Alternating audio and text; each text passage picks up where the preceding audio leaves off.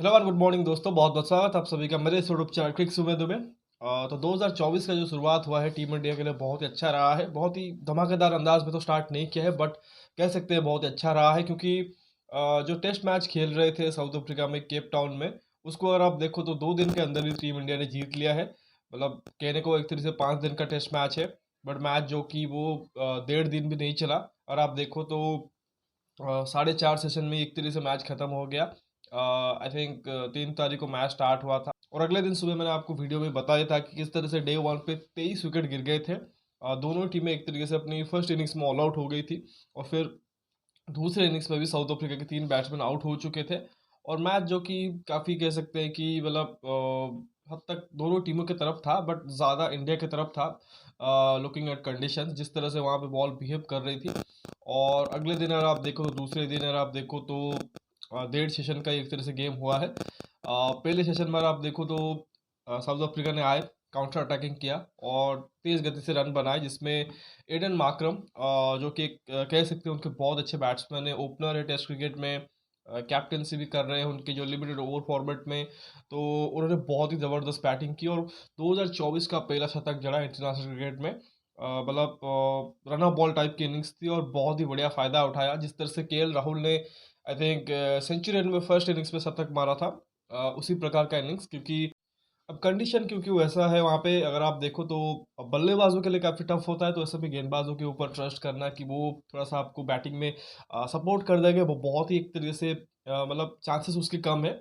और उसी के चलते देखो तो एडन मार्करम ने खुद पे ही चीज़ें ली, और ताबड़तोड़ बैटिंग की। एक वक्त तो हल्का सा एक तरह से कहेंगे कि टीम इंडिया जो कि पैनिक भी कर रही थी, बिकॉज द मोमेंट एक तरीके से देखो, जो बैट्समैन होता है वो सिर्फ अपने पास स्ट्राइक रखता है और मारना स्टार्ट कर देता है, फिर जो फील्ड होती है वो भी डिफेंसिव हो जाती है। वो सिर्फ यही कोशिश करते हैं कि इसको कैसे स्ट्राइक से हटाए, और जो दूसरे एंड पे बैट्समैन है उसको आउट करे। तो ऐसे में जो ध्यान होता है वो मेन बैट्समैन के ऊपर रहता नहीं है, और ऐसे में वो आराम से अपनी बैटिंग करते जाता है, और 40-50 रन ईजिली एक तरह से आउट कर देता है। बट उसी में चांस होता है कि जब वो लगातार शॉट खेल रहा होता है तो विकेट भी गिरता है। तो मोहम्मद सिराज ने उनको आउट किया।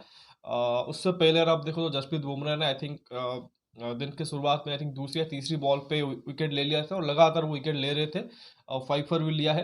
आई थिंक साउथ अफ्रीका में उनका शायद तीसरा फाइफर है। तो बहुत अच्छा उन्होंने स्पेल डाला, और मार्करम ने थोड़ी सी तेज बैटिंग की, और जिसके चलते साउथ अफ्रीका ने सेकेंड इनिंग्स में थोड़े से रेस्पेक्टेबल टोटल एक तरह से खड़ा किया।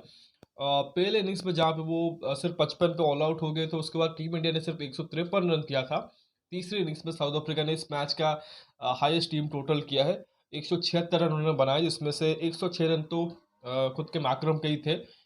17 चौके और 2 छक्के मारे हैं। 100 के भी ज़्यादा स्ट्राइक रेट से बैटिंग की है।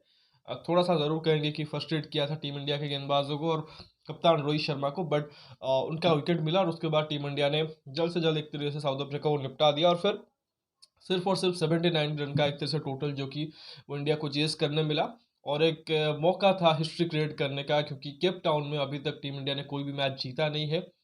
मैचेस हारे हैं इधर या फिर ड्रॉ हुए हैं, बट वहाँ पे कोई मैच जीता नहीं है। हालांकि सीरीज के हिसाब से देखो तो सीरीज ऑलरेडी टीम इंडिया जीत नहीं सकती थी, बिकॉज ऑलरेडी वो सेंचुरी में हार चुके थे। दैट मीन्स अगर ये वो मैच जीतते तो फिर एक एक से एक तरह से ड्रॉ होता, और रोहित शर्मा बनते second captain after M S Dhoni, जिन्होंने फिर साउथ अफ्रीका में जाके टेस्ट श्रृंखला जो कि ड्रॉ कराई है। इससे पहले 2010 में I think M S Dhoni की कप्तानी में टेस्ट श्रृंखला ड्रॉ हुई थी, 1-1 वहाँ पे भी हुआ था, और यहाँ पे भी अगर आप देखो 1-1 हो गया है। इजी टोटल था, बट लुकिंग इनटू कंडीशन ये तो ज़रूर था कि 3-4 विकेट तो हमारे भी गिरेंगे। बट बल्लेबाज एक तरीके से कह सकते हैं कि T20 माइंडसेट से ही आए कि हमें जल्द से जल्द मैच खत्म करना है, और उसी के चलते अगर आप देखो तो 12 ओवर में 80 रन बनाए हैं, 3 हालांकि आउट हो गए हैं। रोहित शर्मा कप्तान ओपन करने आए थे, बट नॉट आउट गए हैं।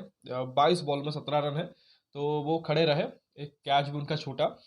दूसरे एंड पे यशस्वी जायसवाल ने ताबड़तोड़ बैटिंग की है, 28 रन फ्रॉम जस्ट 23 बॉल्स, 6 चौके मारे हैं। शुभमन आए, उन्होंने 10 किए हैं 11 में 12 विराट कोहली के हैं, और श्रेयस अय्यर अंत में 6 बॉल पे 4 रन बना के नॉट आउट है। तो प्रेशर ना एक तरह से कहेंगे नहीं था टीम इंडिया के ऊपर, और सिर्फ उनको आके एक तरीके से परफॉर्म ही करना था और मैच जीतना था। तो मैच जीत गए। केप टाउन का जो एक तरह से कहेंगे, जो 2022 में हम आई थिंक फेमस कोट है कि टूटा है गाबा का घमंड, तो ऐसे में आप बोल सकते हो कि टूटा है केप टाउन का भी घमंड। मतलब वहाँ पे तो अलग लेवल का था, बिकॉज वहाँ पे 32 सालों से कुछ आई थिंक काफ़ी टीमों ने वहाँ पे एक तरह से मैच जीते नहीं थे। ऑस्ट्रेलिया एक भी मैच वहाँ पे हारती नहीं थी ब्रिस्बेन में। बट यहाँ पे देखो तो इंडिया का एक तरीके से वहाँ पे रिकॉर्ड खराब रहा है, तो ऐसे में इंडिया ने वो चीज़ जीता। और साथ ही देखो सीरीज सिर्फ 2 मैच की है, एक एक की बराबरी पर अगर ख़त्म होता है तो उसमें उतना कोई प्रॉब्लम नहीं है, क्योंकि हो सकता है कि अगर एक और मैच होता तो कोई भी टीम जीत सकती थी, आइदर इंडिया जीत सकती थी या फिर साउथ अफ्रीका जीत सकती थी। तो मतलब उतना कोई प्रॉब्लम नहीं होता। और ये टेस्ट श्रृंखला मुझे लगता है कि जो साउथ अफ्रीका का है इंडिया के अगेंस्ट या किसी भी टीम के अगेंस्ट, इनको ज़्यादा मैचेस मिलने चाहिए। कम से कम आपको 4 मैच देने चाहिए। जैसे इंग्लैंड इंडिया का होता है तो 4 या 5 मैच का होता है। इवन ऑस्ट्रेलिया के साथ भी अगर आप देखो 4 मैच का होता है। एशेस सेट है कि वो 5 मैच का ही होता है।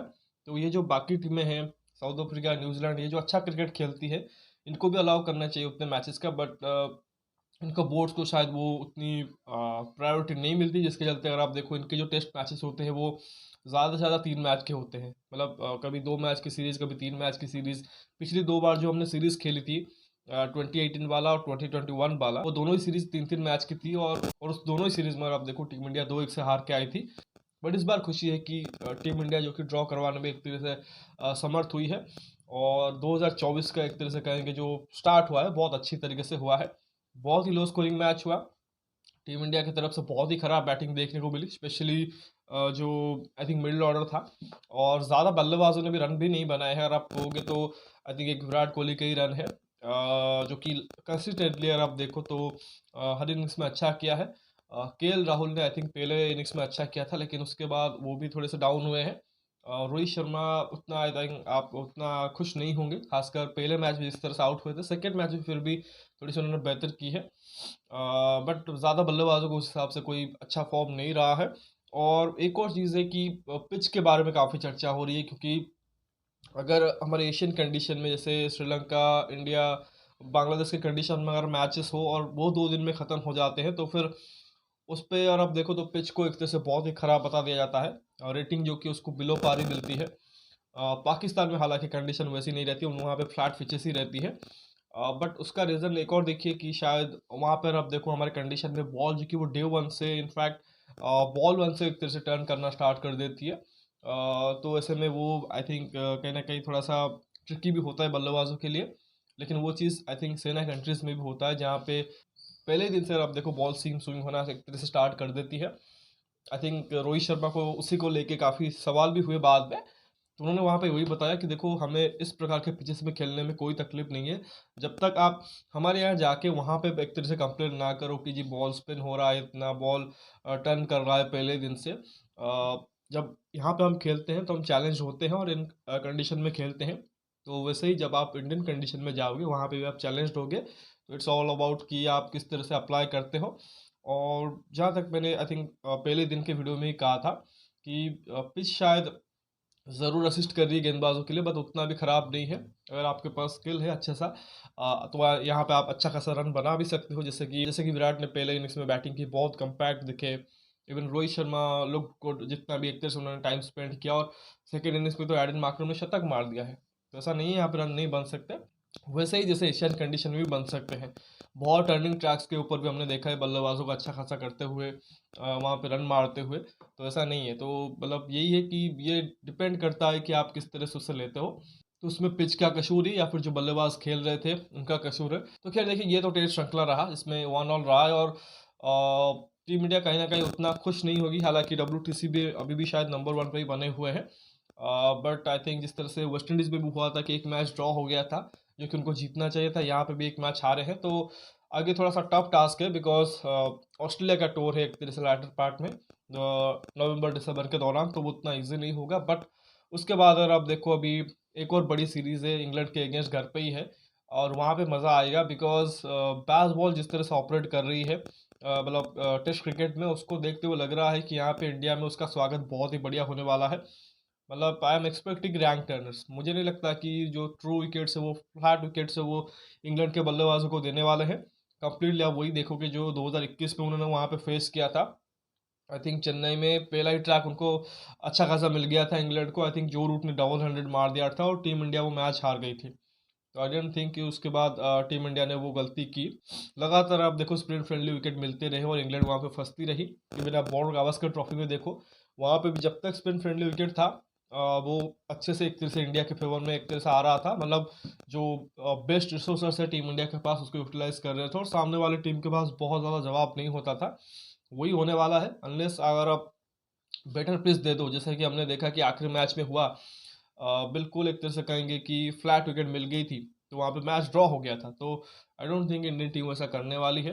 होम सीरीज़ है तो एडवांटेज ज़रूर लेंगे और ये टेस्ट होगा इंग्लैंड के बल्लेबाजों के लिए कि वो इन कंडीशन में कैसे खेलते हैं।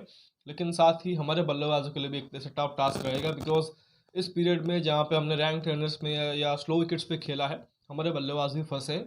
Biggest example is world cup final, वहाँ पे देखो कि हमने जो पिच वहाँ पे एक तरह से प्रिपेयर हुई थी वो इंडिया को एक तरह से कहेंगे स्विट करने के लिए, उनकी जो स्पिनर है उनके लिए। बट ऑस्ट्रेलियन गेंदबाजों ने उस पर फ़ायदा उठाया और वो इजीली मैच जीत के गए हैं। तो देखना पड़ेगा, लेकिन उस बीच में अगर आप देखो एक T20 सीरीज़ भी होने वाली है अफगानिस्तान के अगेंस्ट 11 तारीख से, जिसके लिए अभी टीम सिलेक्शन भी होने वाला है, मतलब आ जानी चाहिए टीम। तो जब भी एक तरह से टीम आएगी उसके बारे में बात ज़रूर करेंगे। तो बट फिलहाल इस वीडियो में बस इतना ही। आशा करता हूँ कि आपने ज़रूर मैच देखा होगा।